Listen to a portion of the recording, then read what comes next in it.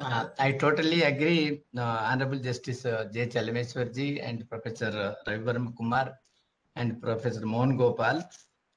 Just before then expressing my views, this constitutional amendment was introduced in the as rightly said Ravi Verma Kumar, within 24 hours, 8th and 9th, within 24 hours it was passed.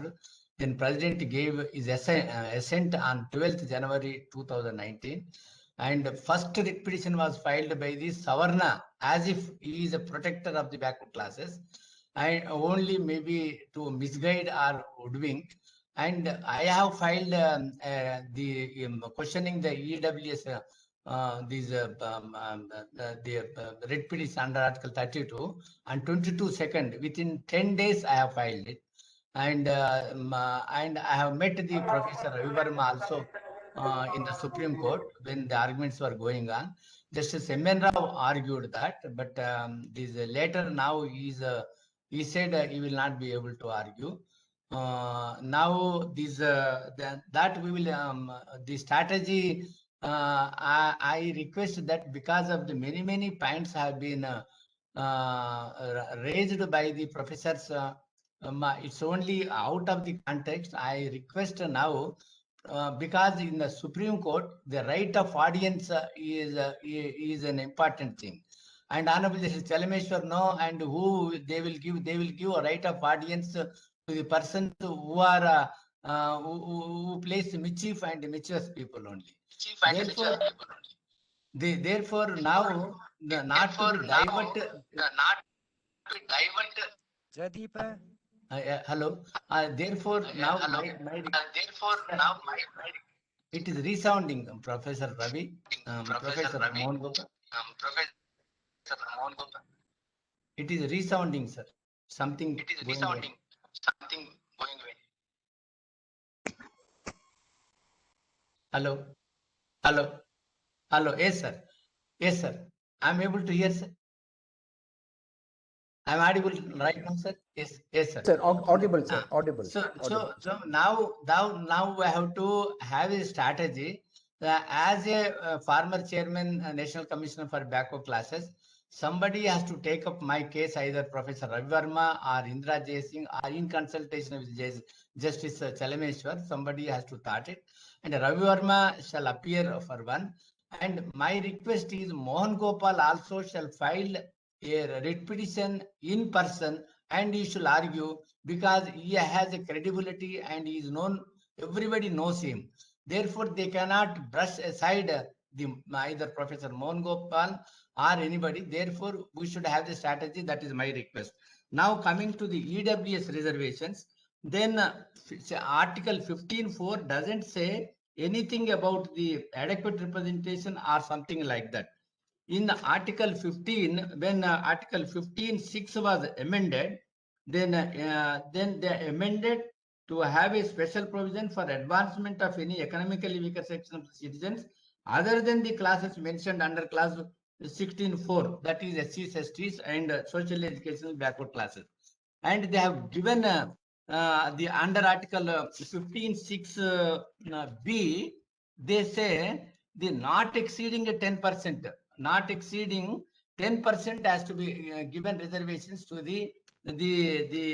as you say, these exclusively EWS, exclusively wholly, and the Savarnas, they have given maximum 10% they have given. Then if you see the 15 definition has been given in 15.6b only, special provision for the advancement of any economically weaker sections of the citizens other than the classes mentioned in clause 4 and 5, insofar as such special provision relates to their admission into education institutions, including private education institutions, so and so. Other than the minority, which in the case of reservations would be in addition to the existing reservations and subject to the maximum of 10% of the total seats in Article 15. So now in Article 15.4, they have excluded the backward classes and not exceeding 10%. now in the aims and objects, they have not stated anything about the Sino Commission report, which has been appointed by the Government of India. And in the Sino Commission report, now the present Prime Minister of Narendra Modi was the Chief Minister of Gujarat, and he himself stated that the economical reservations shall not be made, but only the welfare measures, economic measures can be made, but it shall be in consultation with all the states, and deliberation should be there.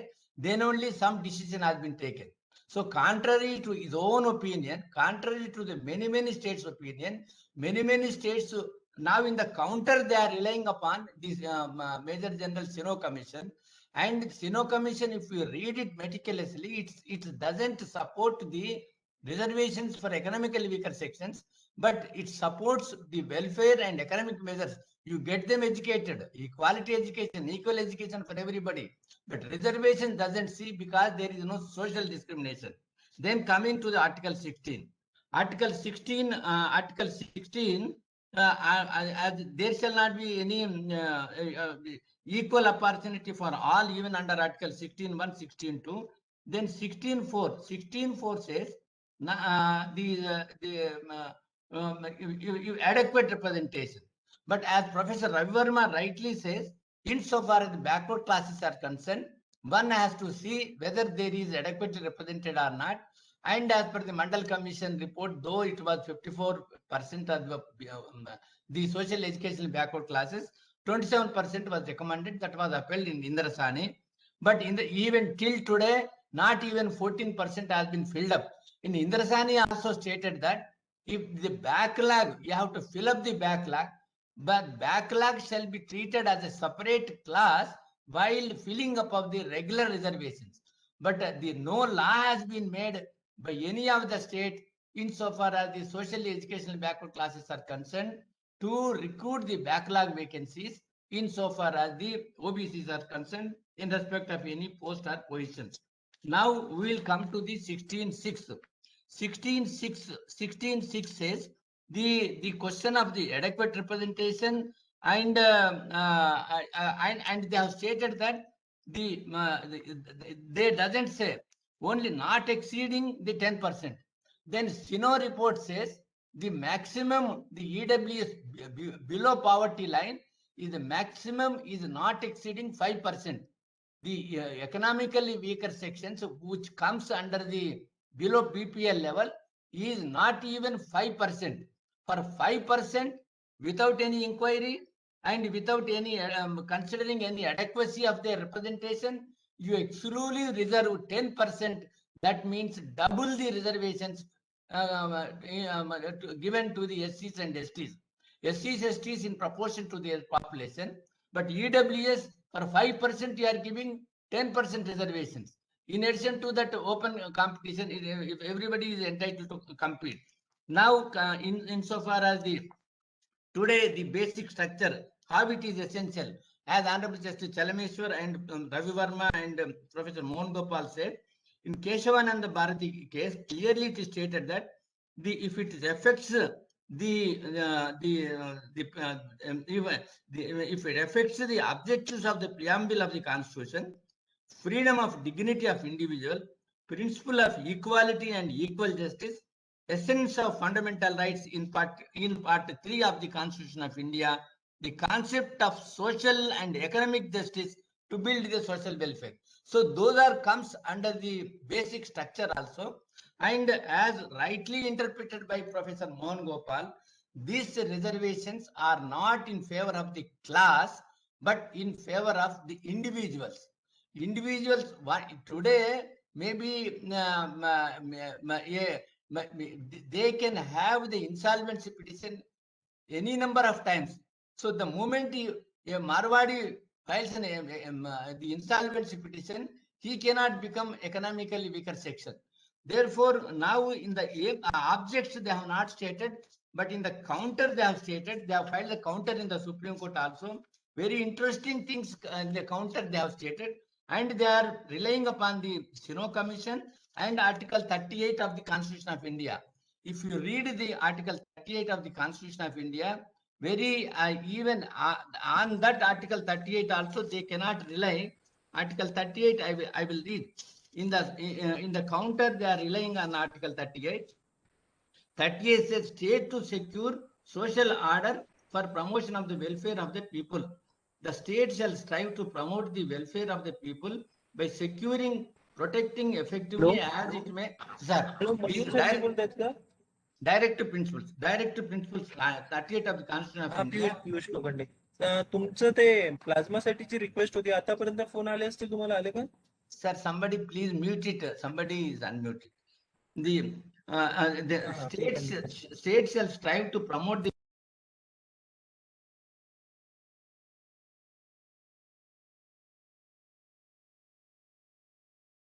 Sir आवाज नहीं आ रहा है. Sir, we cannot hear. Unmute him.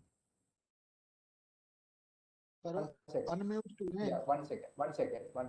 Coming. Sir, Justice Ishwaraya, 1 second. This is how. You can just unmute, sir. Just unmute, sir. Justice Ishwaraya, just unmute. Sir. Okay. Sorry. I'm so sorry, sir. So in the counter, they have relied on Justice Sino report. Justice Sino report is against the making a law providing 10% reservations.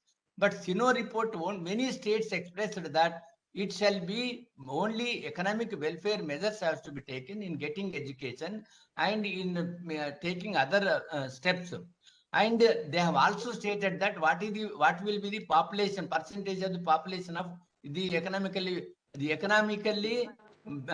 backward classes. EW, yes, they have stated economically backward classes. The economically weaker sections, that report doesn't say about economically weaker sections, but economically backward classes it is stated.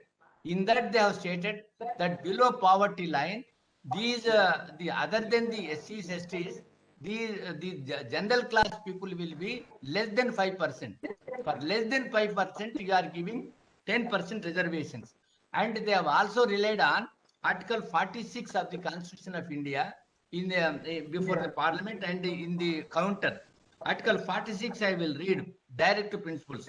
Promotion of the educational and economic interest of scheduled castes, scheduled tribes, and other weaker sections. Weaker sections cannot be a Savarna.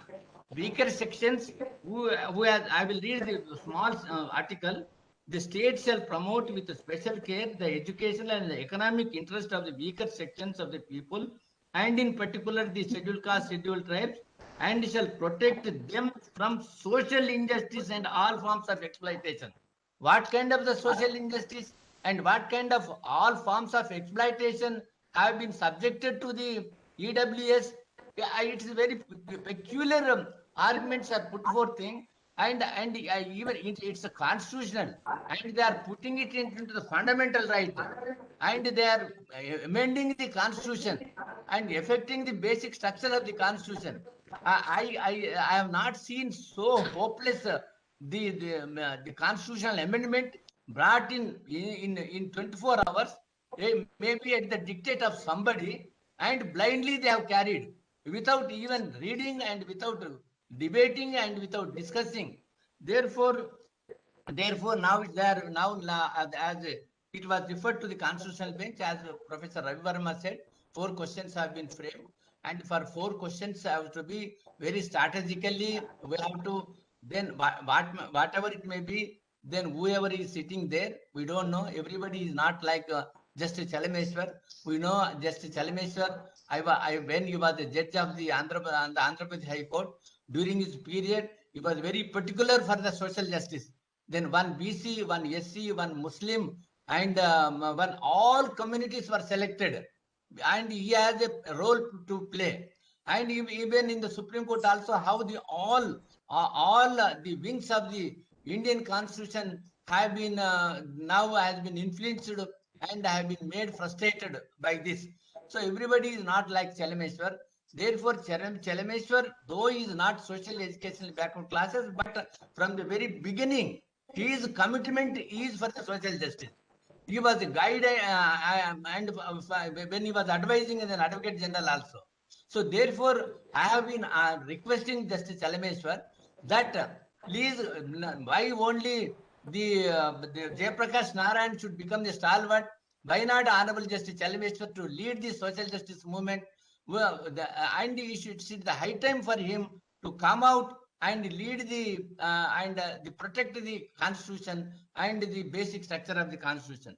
In so far the Ravi Verma is concerned, he is senior Avanur, a very famous these social activist and social protector, and he is also following. And so also many the senior advocates are also here, and Professor Ravi Verma here, and we will have a plan after this the session is over. And this really I'm thankful to Professor the Mohan Gopal, and day and night he has been working on this subject by creating a Article 16 group against the basic the 10% EWS against the basic structure. And I am very fortunate to interact him almost every day. Thank you for giving me this opportunity.